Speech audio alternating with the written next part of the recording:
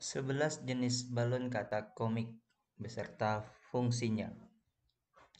Baik Bapak Ibu, hari ini saya akan menjelaskan apa-apa saja balon kata pada komik. Nah, di sini saya akan menjelaskan ada 11 jenis balon kata. Balon kata itu apa sih? Nah, balon kata sangat erat hubungannya dengan komik. Fungsinya itu sebagai tempat untuk menulis narasi atau dialog tokoh.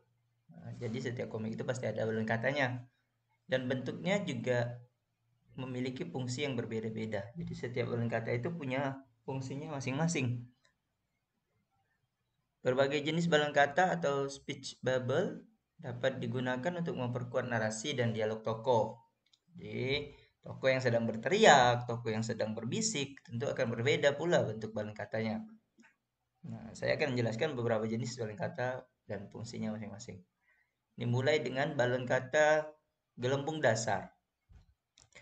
Nah, gelembung dasar, Bapak Ibu, yaitu balon kata yang sering kita gunakan nantinya, yaitu basic bubble. Sesuai namanya, balon ini bentuknya sangat sederhana seperti balon kata pada umumnya. Bentuknya oval, posisinya horizontal, kemudian ujungnya ada ekor.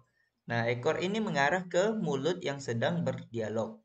Jadi di mana yang sedang berdialog, disitulah arah ujung ekornya. Biasanya ini digunakan untuk adegan dengan dialog yang normal. Nah, gelembung dasar ini akan sering banyak kita gunakan dan yang paling sering kelihatan di dalam komik.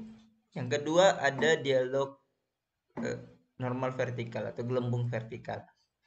Fungsinya sama dengan yang gelembung yang pertama tadi, cuma bedanya yang ini bentuknya vertikal. Kalau yang tadi horizontal, fungsinya ya untuk menulis dialog normal, cuma ini bedanya ketika tempatnya tidak ada untuk dibuat horizontal.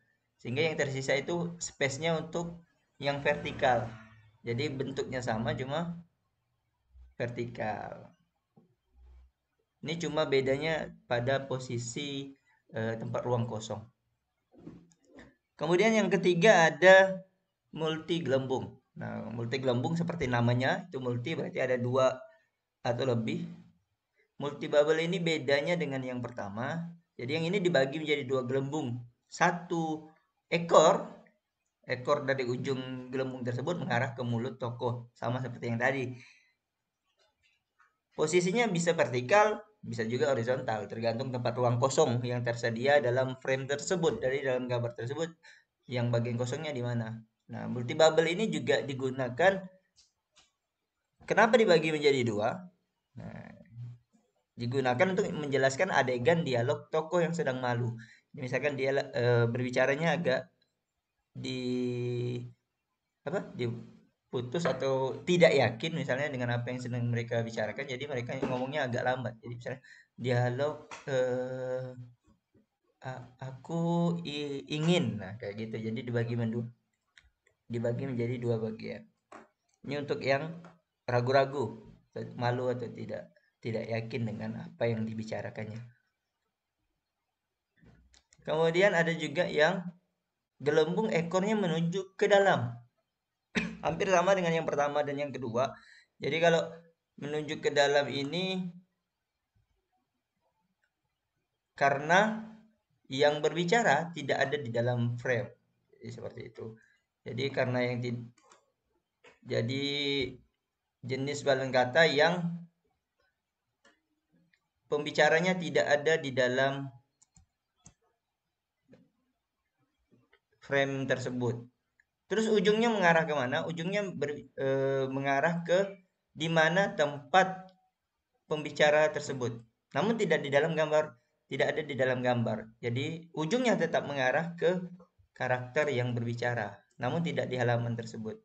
Nah, yang kelima, tepinya bergerigi. Balon kata ini digunakan untuk yang sedang berbicara lantang atau berteriak. Jadi bentuknya agak runcing, melengkung ke dalam, runcing, kemudian seperti ledakan. Tapi berbedanya nanti ada juga yang ledakan. Jadi ini bedanya ini yang sedang berteriak nyaring. Woi, kamu, pokoknya lagi berteriak, suaranya besar. Kemudian yang keenam, Yang keenam ini bergelombang. Bergelombang ini disebut wifi bubble kalau tokonya sedang lelah, sedih, atau bergumam dalam keraguan. Misalnya adegan toko itu sangat capek atau lelah. Nah, jadi kita buat dia sedang bergumam. Nah, ini eh, apa? Bentuknya bergelombang. Tapi juga bisa sebenarnya pakai yang biasa saja. Misalkan tidak bisa bikin yang bergelombang, ya nggak apa-apa, kita bikin yang basic bubble tadi saja. Kemudian yang ketujuh Bapak Ibu yaitu gelombang garisnya putus-putus. Jadi dia cuma di outline-nya saja.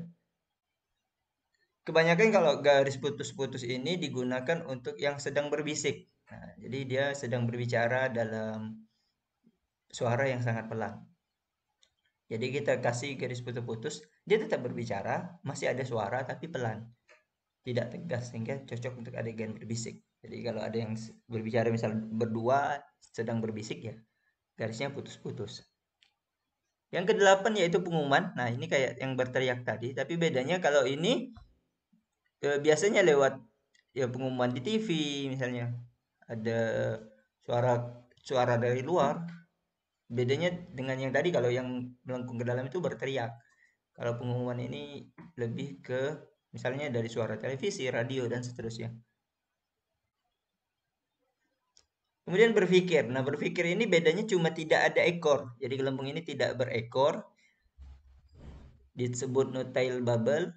Bentuknya sangat simpel. Jadi sebuah shape opal saja, tidak memiliki ekor dan digunakan untuk seseorang yang berbicara dalam hati. Nah, berbicara dalam hati ini misalkan dia sedang berpikir sesuatu. Gimana ya kalau saya berpikirnya tentang memikirkan soal misalnya 1 tambah 3 sama dengan apakah 5? Nah, misalkan gitu. Dia berbicara dalam hati tapi tidak diungkapkan ke dalam suara. Jadi berpikir ini tidak di berbeda dengan berbisik tadi. Kalau berbisik masih ada suara, berpikir tidak. Dan hampir sama juga dengan yang bentuk awan. Jadi harus dibedakan kapan dia yang oval saja atau awan. Nah, awan ini hampir sama dengan yang tadi. Cuma bedanya kalau awan ini dia menggambarkan tokoh yang sedang berpikirnya bahagia. Misalnya, gimana ya kalau aku pergi ke sana esok hari atau melamun, sedang bermimpi sesuatu. Dia sedang berbicara, beda dengan berbicara dalam hati ya. Melamunnya ini ke pikiran yang bahagia atau bermimpi untuk melakukan sesuatu. Nah, bentuknya awan. Ujungnya sama, mengarah ke yang sedang berbicara. Nah, terakhir bukan dalam bentuk gelembung yang dialog seseorang, tapi sebuah narasi. Jadi untuk narasi, Bapak Ibu, bentuk perseginya tanpa ekor. Dan biasanya bentuknya persegi panjang. Jadi untuk menuliskan situasi, latar tempat, atau latar waktu. Ya ini digunakan untuk mengganti setting, misalnya yang ingin mengganti latar dari suatu cerita. Misalkan di kebun, di pasar, dan seterusnya. Dan yang tidak berhubungan dengan dialog. Jadi sebuah narasi saja. Oke, demikian penjelasan gelembungnya. Bagaimana cara membuatnya? Ya tinggal masukkan save saja di dalam PowerPoint. Nanti tinggal diatur bentuknya yang seperti apa yang diinginkan. Oke, demikian. Assalamualaikum warahmatullahi wabarakatuh.